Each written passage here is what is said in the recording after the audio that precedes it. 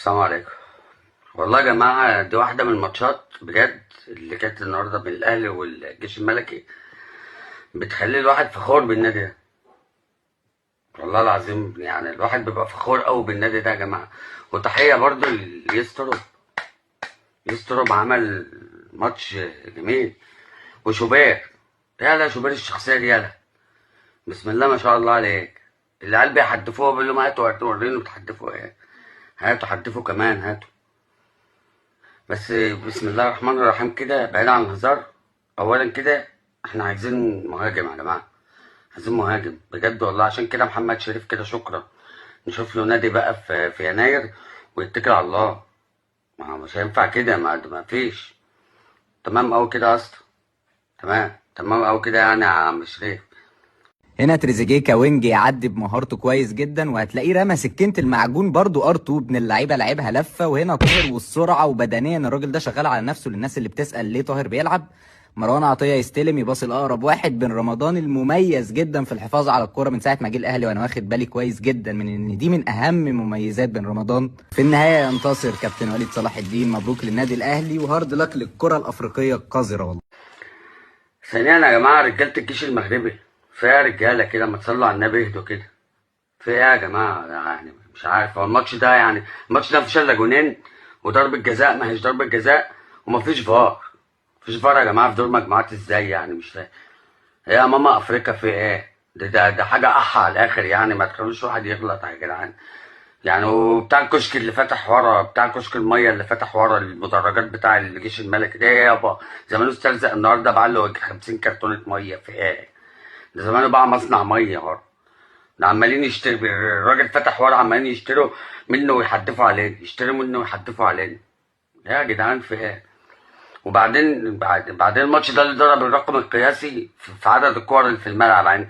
في اخر 3 ثواني في الماتش لقيت 3 كور في الملعب. غداتا كده، هي غداتا كده. ما ينفعش يا جدعان الكلام ده. احنا في 2025. وثالثا بتاع الكريبات اللي كان حاضر الماتش دوت. يابا انت خلصت شيفتك وطلعت على الماتش على طول ولا ايه؟ نسيت العده في جيبك يابا؟ يا ما ده بتاع كريبات يا اما نقاش. سكينه المعجون دي اللي نزلها الملعب مش فاهم. انا مش فاهم ايه سكينه المعجون دي جايه منين؟ ده سلاح يا جدعان. ده كده سلاح. ده كده جريمه يا جدعان. وانا من البدايه كده يا جدعان يعني، من بدايه المجموعات كده بوجه الشكر للاتحاد الافريقي. ازاي ما فيش فار يا جدعان في دور مجموعات؟ مرتاحين كده يعني باللي بيحصل ده؟ مرتاحين؟ عايزين تدوها لمين يعني يا جدعان؟ يعني قولوا لي عايزين تدوها لمين البطوله دي واحنا نسيبها لكم خالص يعني؟ احنا في 2025 يا جدعان. انا اسالكوا سؤال يا جدعان. انا من اول الحلقه اتكلمت في فنيات؟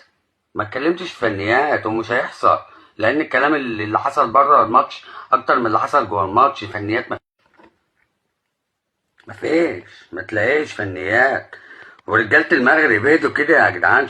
شدين اعصابكم ليه؟ العمليه مش مستاهله يعني ليه؟ وعشان انت اتظلمت الماتش اللي فات يعني عايز تظلم الماتش ده؟ لا يابا مش علينا الكلام ده. روح اسلم حد تاني يابا. بن شرقي خد قلبي يا صاحبي، ولا بن رمضان خد قلبي يلا، ولا شوبير خد قلبي يلا. مين تاني؟ تريزيجيه.